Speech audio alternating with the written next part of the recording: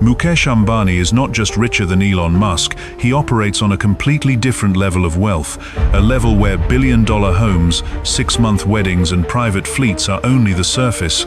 In this video, we uncover how a $230 billion fortune is spent, protected and expanded. Watch until the end, because the final assets reveal how Ambani turned luxury into long-term power rather than display. A fortune bigger than Elon Musk.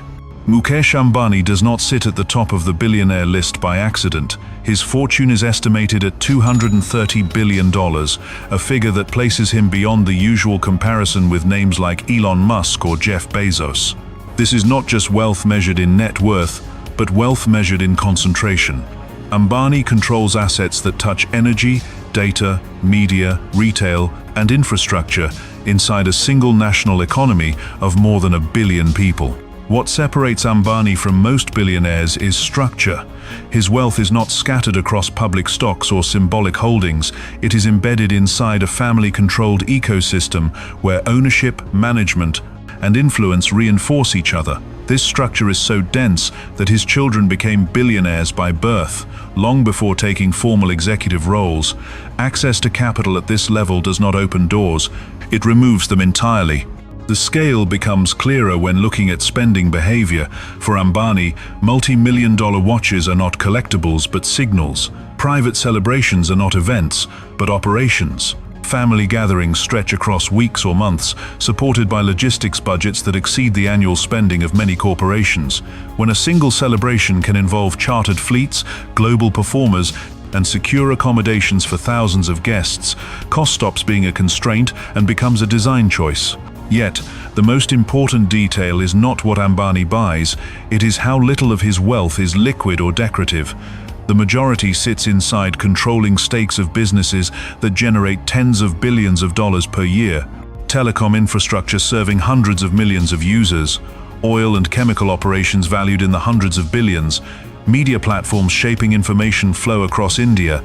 These are not luxury assets, they are leverage. This is why comparing Ambani to Western tech founders often misses the point.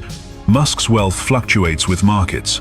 Ambani's wealth is anchored in domestic dominance. His assets are harder to disrupt, harder to regulate, and harder to replace. When energy, communication, and consumption intersect under one umbrella, money transforms into something more durable than cash flow. At this level, wealth stops being personal. It becomes architectural. It designs lifestyles, inheritance, security, and political relevance simultaneously. The question this raises is not how rich Mukesh Ambani is, it is whether this should still be called billionaire wealth at all, or whether it represents a closed-loop system where power compounds faster than money ever could.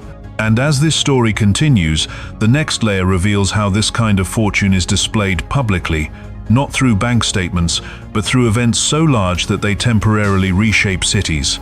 Comment below whether you see this as extreme success or the beginning of a new kind of dynastic power. The wedding that redefined luxury at a global scale. The wedding of Mukesh Ambani's youngest son was not planned as a single event.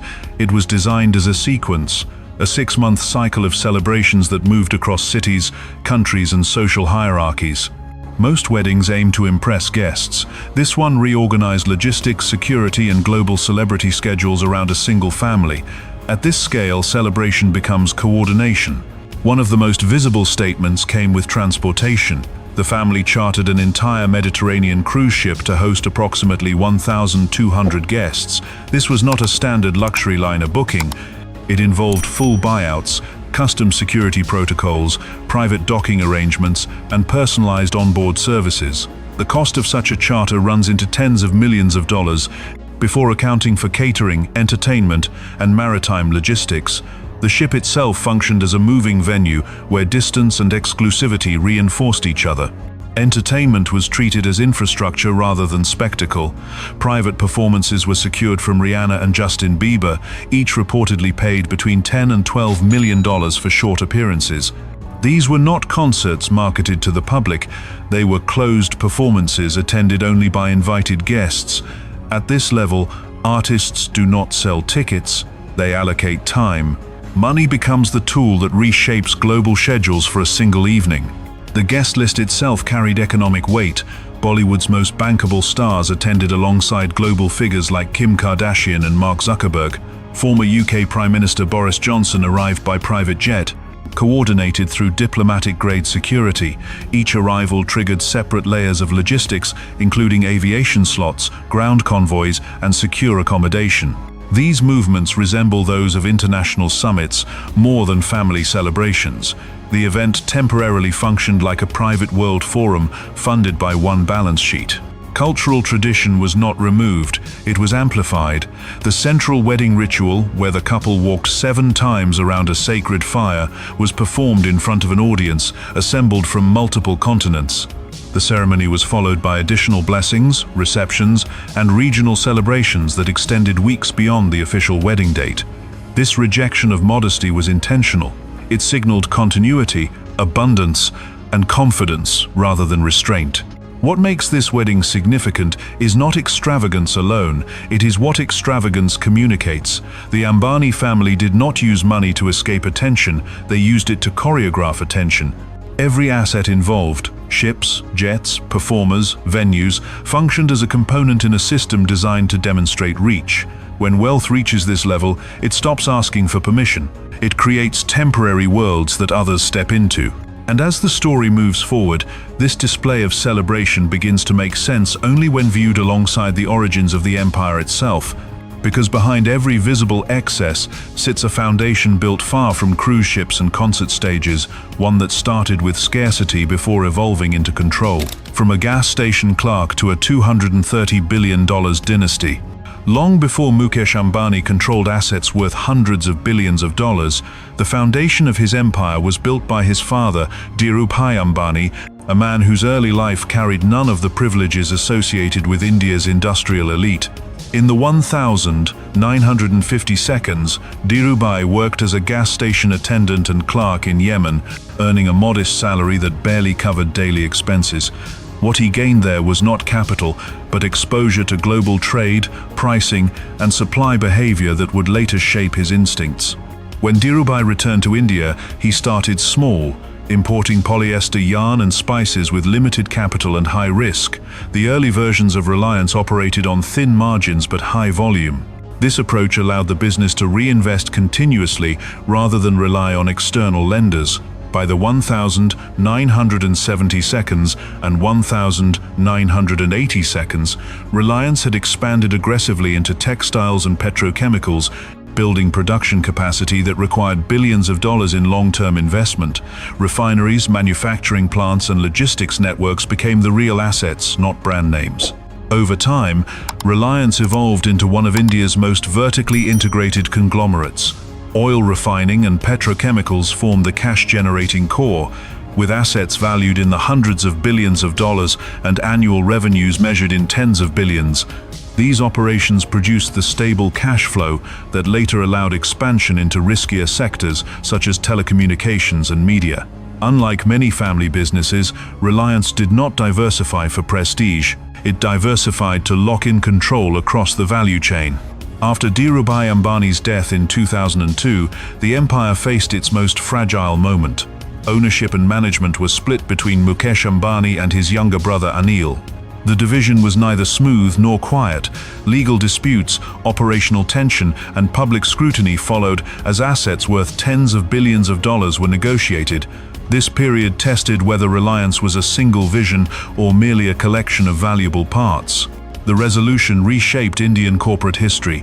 Mukesh Ambani retained control over the most capital-intensive and scalable segments, including oil, petrochemicals, and later telecommunications. Anil took charge of sectors that depended more heavily on leverage and market sentiment. Over the following years, the gap between the two fortunes widened dramatically. Mukesh's businesses compounded. Anil struggled under debt. Mukesh's strategic advantage lay in patience. Refining complexes, telecom networks, and infrastructure projects demand upfront investments of billions of dollars with delayed returns. Reliance Industries continued to pour capital into assets that competitors could not easily replicate. The result was dominance built not on speed, but on endurance. This generational transition explains why Mukesh Ambani's wealth feels different from that of self-made tech founders. It is anchored in physical assets, national infrastructure, and regulatory depth. The empire did not emerge overnight. It absorbed decades of risk, capital, and control. And as the story continues, this foundation becomes essential to understanding how Ambani converts industrial power into global luxury and influence. Jets, hotels, and global real estate as power infrastructure. For Mukesh Ambani, transportation and real estate are not symbols of comfort, they are instruments of positioning. Every major asset he owns is designed to shorten distance, compress time, and place him at the center of global capital flows rather than on the sidelines. Nowhere is this clearer than in his approach to private aviation. Ambani's personal aircraft is a Boeing 737 MAX 9, a platform far larger than the private jets typically used by billionaires. The base aircraft alone carries a market value well above $120 million, but the real cost lies in its transformation. The interior was redesigned into a flying residence and command space with custom Swiss finishes, secure meeting rooms, private suites, and long-range communication systems. Once modifications, security upgrades, and bespoke interiors are included, the total cost approaches $170 million. This is not a jet meant to impress. It is a mobile headquarters capable of operating across continents without dependence on commercial infrastructure. The same logic governs Ambani's hotel investments. Rather than treating hotels as passive luxury properties, he uses them as access points to elite networks.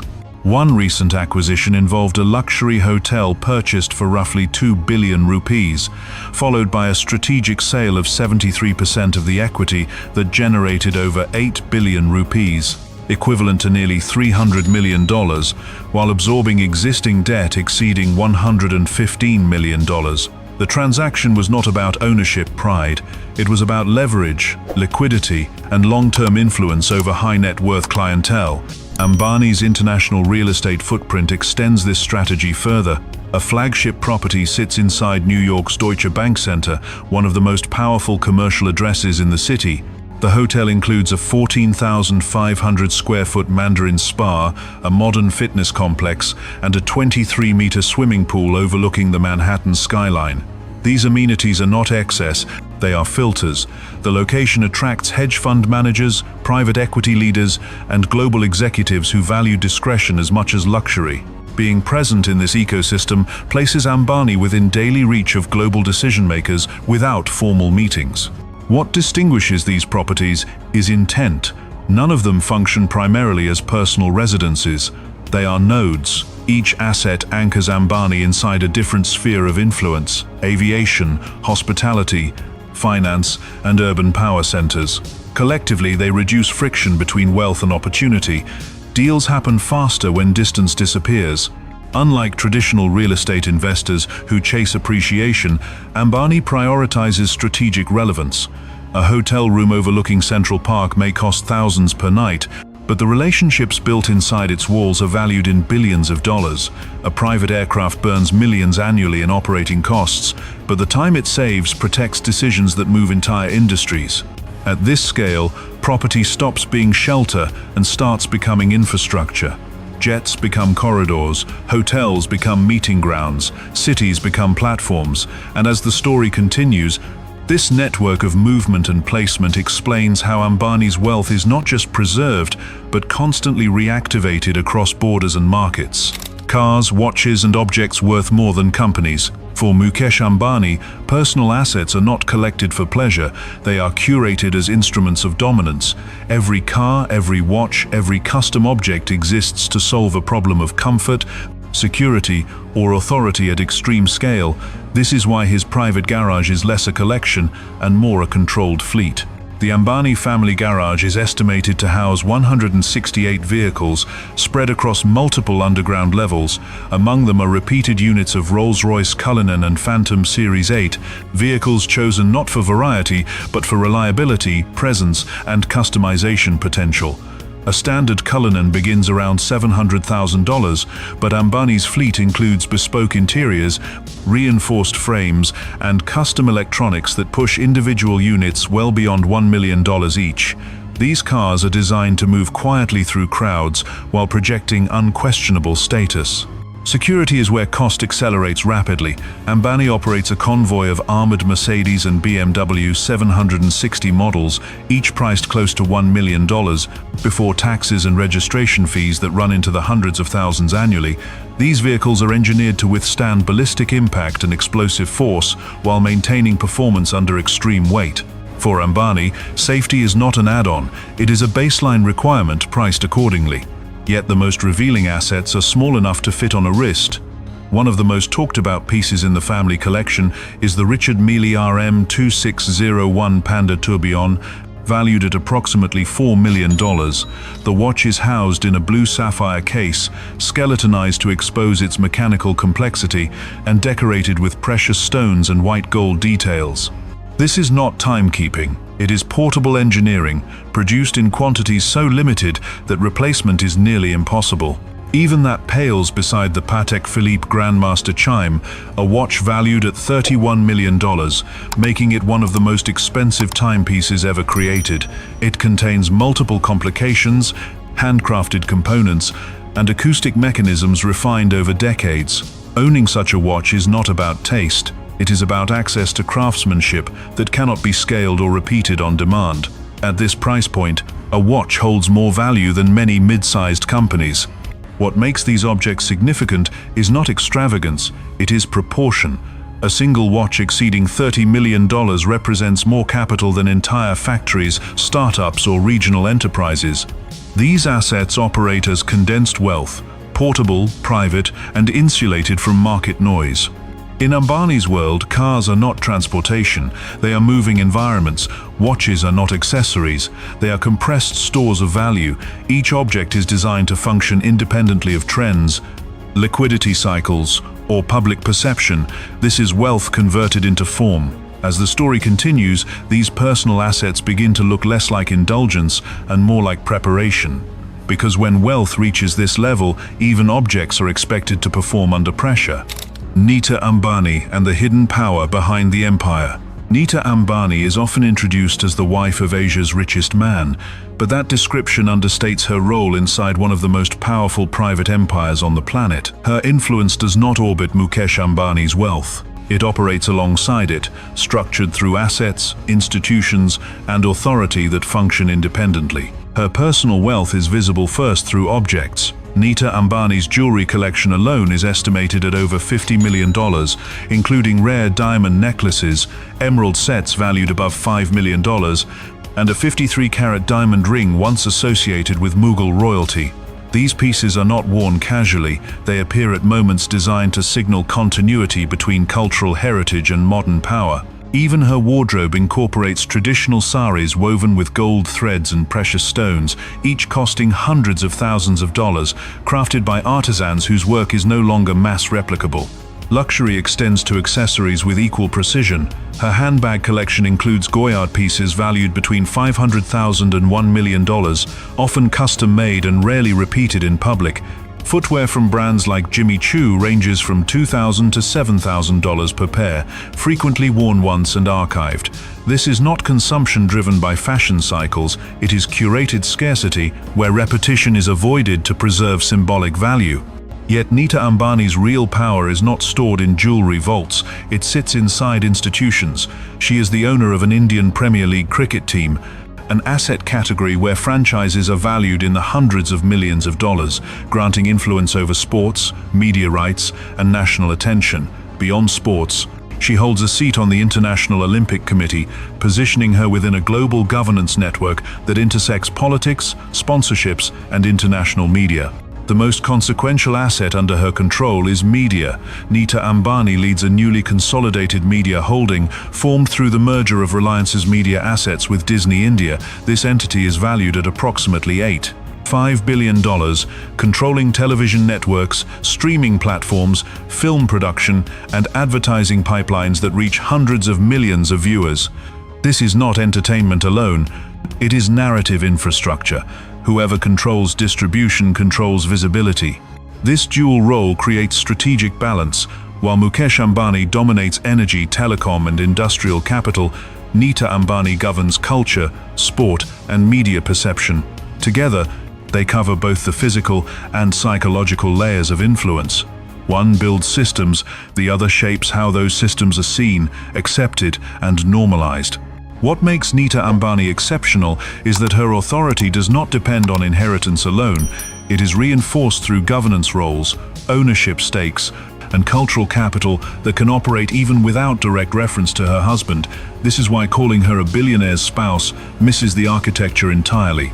As this story concludes, the Ambani empire no longer appears as a single pillar of wealth, but as a multi-headed structure where power flows through parallel channels.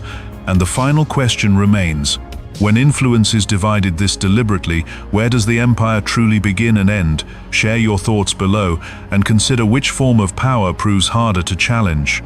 After seeing every layer of Mukesh Ambani's world, 3 lessons become impossible to ignore. First, extreme wealth is no longer about owning expensive things, it is about controlling systems, jets, hotels, telecom networks, and media assets worth billions of dollars are tools that extend influence across countries and industries. Second, legacy multiplies power. Ambani's fortune is structured so that his children begin life as billionaires, with access to infrastructure most leaders never touch. Wealth here is designed to survive generations, not headlines. Third, privacy and scale matter more than visibility. The most valuable assets in this empire are often hidden: factories, data networks, and long-term contracts quietly producing cash year after year. This is not just a story about spending, it is a blueprint for how modern dynasties protect and expand power in plain sight.